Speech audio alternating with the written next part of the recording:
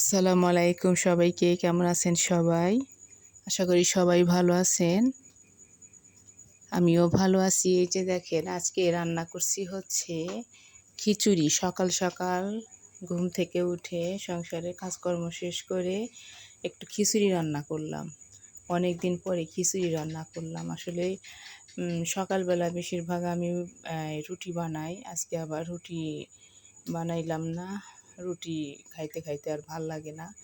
যার কারণে খিচুড়ি রান্না করলাম। দেখলাম যে অনেকদিন খিচুড়ি খাওয়া হয় না, তাই একটু খিচুড়ি রান্না করলাম।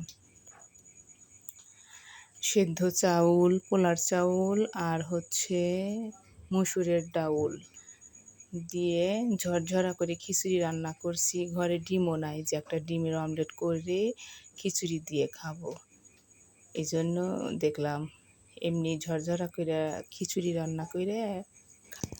তো সকালে রান্না বান্না শেষ, এখন খাবো। ছেলে মেয়েরা খাওয়া দাওয়া করে যাবে স্কুলে। আজকে একটু রান্না করা দেরি হয়েছে, সকালে রান্না বসাইতে একটু দেরি হয়ে গেছে।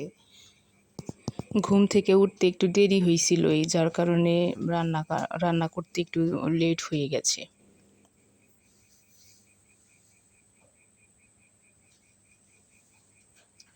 এই যে বেড়ে নিচ্ছি, ছেলে মেয়েরা খাবে এখন, আমিও খাবো। রেদনের বাবা বাইরে ছিল, ও খাবে। সবাই একসাথে খেয়ে নেব সকালবেলা।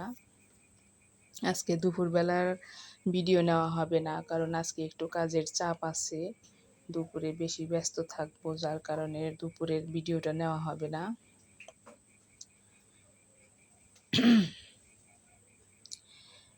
তো সবাইকে আর কি বলবো, আমার ভিডিও যারা যারা দেখেন কেমন হয়েছে একটু কমেন্ট করে জানাইবেন। কমেন্ট করে জানাই, ভিডিও করার আগ্রহটা একটু বাইরে যায়।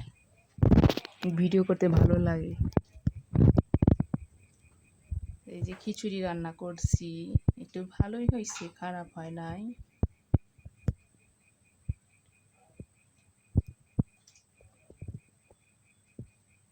ঝরঝরা হয়েছে একটু। নরম খিচুড়ি পছন্দ করে না পরিবারের কেউ, আমারও খুব একটা ভালো লাগে না।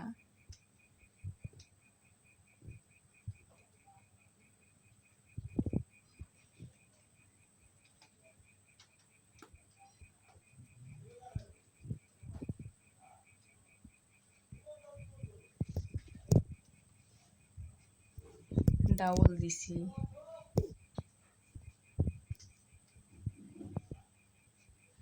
ডাউলগুলা ঝরঝরা কারণে ডাউলগুলা একটু দেখা যাচ্ছে। এই যে বিকেল বেলা আবার আমরা কাটছি, এখন আমরার সিজন তো। রেদনের বাবা মাঝে মধ্যে আমরা আনে। আমরাগুলা ছিল একদমই পাকা সাইজের, মিষ্টি আমরা। একটু লবণ ছিটায় মাখায় নিছি। আমরাগুলা মজা ছিল, ভালোই লাগলো খাইতে। ছেলে মেয়েরাও খাইলো, আমিও খাইলাম। রেদনের বাবা বাহিরে ছিল, ওর জন্য একটু রাইখা দিছিলাম, ও পরে এসে খাইছে।